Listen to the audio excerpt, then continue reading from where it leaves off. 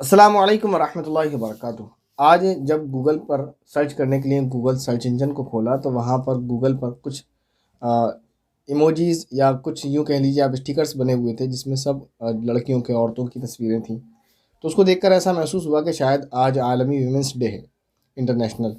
तो सोचा ज़रा सर्च करें तो देखा कि शायद वही दिन है और सभी लोग उस पर वीडियोज़ बना रहे हैं। और ये ठीक है, अच्छी बात है कि माशरे में औरत की अहमियत को उजागर किया जाए, औरत की अहमियत को बताया जाए। लेकिन समझ नहीं आता वो किस सर पैर से बात कर रहे थे। वो फ़ेमिनिज़्म की बातें जो हो रही हैं, वो बिल्कुल भी ठीक नहीं है कि एक तरफ आप अगर यूँ ये इस तरह बात करते हैं कि औरत को उसका हक दिया जाए, लेकिन पेश इस तरह जो आप कहना चाह रहे हैं, पेश इस तरह कर रहे हैं कि मर्द को औरत से नीचे दिखा रहे हैं आप, तो ये चीज़ सही नहीं है। दोनों को अल्लाह रब्बुल इज़्ज़त ने जो है पैदा किया है, दोनों के अपने-अपने हुकूक हैं, दोनों के अपने राइट्स हैं, दोनों के अपने हक़ हैं और दोनों के एक दूसरे पर कुछ हक़ हैं। बहरहाल कहना ये है कि इस्लाम में तो हर दिन जो है वो वुमेन्स डे है। उसके लिए कोई दिन, कोई तारीख़ ख़ास नहीं है और ना उसके होने की ज़रूरत है। इसलिए कि इस्लाम ही वो एक मज़हब है कि जिसने औरत को मुकम्मल आज़ादी दी है। इस्लाम ही वो एक मज़हब है जिसने औरत को ये इंसानों को ये बावर कराया कि औरत भी इंसान है, ये कोई जानवर नहीं है। वो एक शायर ने क्या खूब कहा है कि जाहिलियत में औरत थी एक जानवर, और कि औरत के साथ ऐसा बर्ताव किया जाता था जैसे गोया कि वो जानवर हो। ये वाक़यात थे और आज तक हिंदुस्तान में ये ख़त्म नहीं हुए। आज भी एक वीडियो, जब आज इंटरनेशनल वुमेंस डे मनाया जा रहा है, आज भी एक वीडियो ऐसा देखने को मिला कि एक शख्स है और वो कोई वीडियो अगर देखना चाहे तो हमें व्हाट्सएप करें, हम उसको सेंड कर सकते हैं। अब उसकी हकीकत क्या है, क्या वो रियल वीडियो है या वो प्रैंक किसी ने किया है, फेक वीडियो बनाया, तो वो जाने। बहरहाल इंडिया के अंदर आज भी ये केस किया, खोद कर ज़मीन में एक बच्ची को गाड़ा जा रहा है। तो ये चल रहा है, आज भी औरतों के साथ ऐसा सलूक है।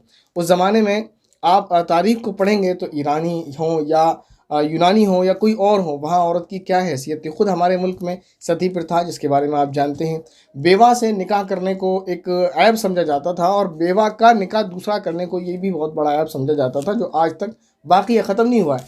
एक तरफ हम बात करते हैं औरतों के हुकूक़ की कि औरतों को हुकूक दिए जाएँ, और औरत के हुकूक के नाम पर किसी ने क्या खूब कहा है कि जो मर्द है ना, ये औरत की आज़ादी नहीं चाहता बल्कि औरत तक पहुँचने की आज़ादी चाहता है। एक तरफ नारा ये है कि औरत को आज़ादी दी जाए, और अगर वही औरत बेवा हो जाती है तो आज भी हमारा माशरा इस बात को कबूल नहीं करता कि उसकी शादी करा दी जाए। किसी दूसरे की क्या बात करें, खुद घर वाले, खुद फैमिली वाले इस बात को एक्सेप्ट नहीं करते कि उसकी शादी हो, बस वो ऐसे ही ज़िंदगी गुजारे। ये हमारा माशरा, खुद बेचारी वो बेवा भी शादी नहीं करना चाहती है। दूसरा ये कि एक और नारा ये है कि औरत को आज़ादी दी जाए, लेकिन मामला ये है कि उस औरत से, उस बेवा से कोई शादी नहीं करना चाहता। कमाल की बात है, नारे हैं औरत की आज़ादी के, नारे हैं औरत के हुकूक़ के, लेकिन जो औरत के बेसिक हक़ हैं वो भी हम देने को तैयार नहीं हैं।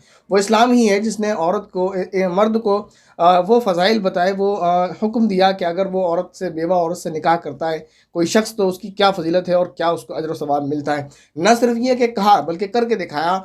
नबी आखिरुज़्ज़मान सल्लल्लाहु अलैहि वसल्लम जो सय्यदुल मुरसलीन हैं मुसलमानों में, बल्कि तमाम आलम इस्लाम में, जो अगर कोई सही ज़हन रखने वाला आदमी होगा, सुलझे हुए मिजाज का, जो मुतअस्सिब ना हो, जिसका दिमाग ख़राब ना हो, जो अक़ल सलीम रखने वाला होगा, चाहे वो किसी भी मज़हब का मानने वाला हो, नबी करीम सल्लल्लाहु अलैहि वसल्लम की ज़ात को आली ज़ात मानता है।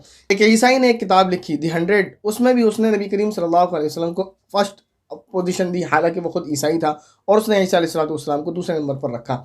तो वो नबी करीम सल्लल्लाहु अलैहि वसल्लम थे जिन्होंने जब निकाह किया कि पहली बीवी जो है जिससे आप निकाह कर रहे हैं, तो वो उसकी उम्र आपसे ज़्यादा है, 15 साल उम्र ज़्यादा है। आज ये माशरा कबूल करेगा? क्या माशरे में हमारे ऐसे लोग हैं जो औरत के हक़ के नाम पर बात करते हैं और फेमिनिज़्म का झंडा लेकर खड़े हो जाते हैं कि अपने से एज में 15 साल औरत जो बड़ी हो उससे निकाह कर सकता है। प्लस ये कि जो सिर्फ़ ये नहीं कि वो 15 साल उम्र में ज़्यादा हो, बल्कि वो बेवा भी हो, क्या उससे निकाह कर सकता है? न सिर्फ़ ये कि वो बेवा हो, बल्कि ये कि वो बच्चे वाली भी हो। एक तो उम्र में 15 साल बड़ी हो, फिर बेवा हो, और फिर ये कि बच्चे वाली हो, उसके बच्चों को भी अपने साथ रखे। क्या कोई ये कर सकता है? वो इस्लाम ही है जिसने औरत को हुकूक दिए। मैं ये कहता हूँ सारे हुकूक जो औरतों को मिले हैं वो इस्लाम ही ने दिए हैं। इससे पहले कोई हक़ था ही नहीं औरतों के पास, औरत की कोई वैल्यू नहीं थी। आप तारीख़ में जाएँ, उठा कर देखें। सिर्फ मेरी बात सुनकर आप शायद कह सकते हैं कि ये मुबालगा आराई है, ये बातों को बढ़ाया जा रहा है कि क्योंकि मुसलमान है इसलिए कहा जा रहा है कि इस्लाम ने हक़ दिए हैं। आप तारीख़ में जाकर देख लें, क्या यूनानियों ने हक़ दिया था, क्या ईसाइयों ने वैल्यू दी थी, क्या कोई और वैल्यू दे रहा था, क्या इस्लाम ने आकर वैल्यू दी है। तो बहरहाल हमारे यहाँ कोई डे वुमेंस डे नहीं है। बस ये है कि जो तालीमात औरतों के बारे में हमारे यहाँ है, हमारे दीन में, हमारे कुरान ने, हमारे रसूल ने दी है, वो आपको कहीं नहीं मिलेंगे। नबी करीम सल्लल्लाहु अलैहि वसल्लम ही तो हैं जिन्होंने फरमाया कि तुम में सबसे बेहतरीन वो है जो अपनी औरतों के लिए सबसे बेहतर हो। ये तालीमात कहाँ मिलेंगी? इसी इस्लाम की जो सबसे मुक़द्दस किताब है जिसको कुरान करीम कहते हैं, उसी ने तो कहा है वाशिरुहुन्ना बिल मारूफ। ये तालीमात आपको कहाँ मिलेंगी? इस तरह की आयात, इस तरह की जो है इबारतें अगर किसी और मज़हब में औरतों के ताल्लुक़ से हों तो पेश की जाए। बहरहाल आज लोगों की नज़र में इंटरनेशनल वुमेंस डे है, लेकिन हमारे यहाँ हर दिन वुमेंस डे है। और वो शख्स कामिल मोमिन और मुसलमान हो ही नहीं सकता जो अपनी बीवी को बीवी ना समझे, यानी उसके हक़ ना दे, जो बेटी को बेटी ना समझे, यानी उसके हक़ ना दे, जो माँ को माँ ना समझे, यानी जो औरत को औरत के हुकूक ना देता हो, जो औरत को गिरी हुई मखलूक समझता हो, या औरत को बुरा समझता हो, या औरत में कोई तहक़ीर का पहलू निकालने की सोचता हो, या उसको हक़ीर समझता हो, वो शख्स कामिल मोमिन मुसलमान नहीं हो सकता। अब हमें ज़रूरत इस बात की है कि हम फेमिनिज़्म वालों के चक्कर में ना पड़ें, बल्कि इस्लाम को पढ़ें और इस्लाम से सीखें, इस्लाम से जानें कि इस्लाम ने औरतों को क्या क्या हुकूक दिए हैं। इस पर मैं एक बात आखिरी कहकर बात ख़त्म करता हूँ। एक डिबेट हुई थी छोटी सी, एक सफ़र में एक आलिम साहब थे और एक ईसाई प्रीस्ट।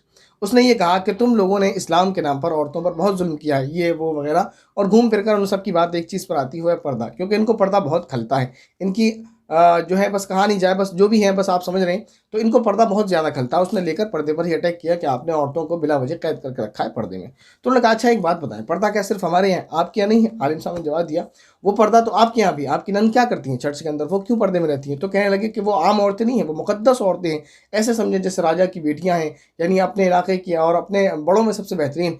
तो आलिम साहब ने बड़े प्यार से जवाब दिया कि आपने तो चंद औरतों को मुक़द्दस बनाया, इस्लाम ने तो तमाम ही औरतों को मुक़द्दस करार दिया है। तमाम ही औरतें मुक़द्दस हैं। अस्सलामु अलैकुम व रहमतुल्लाहि व बरकातुहू।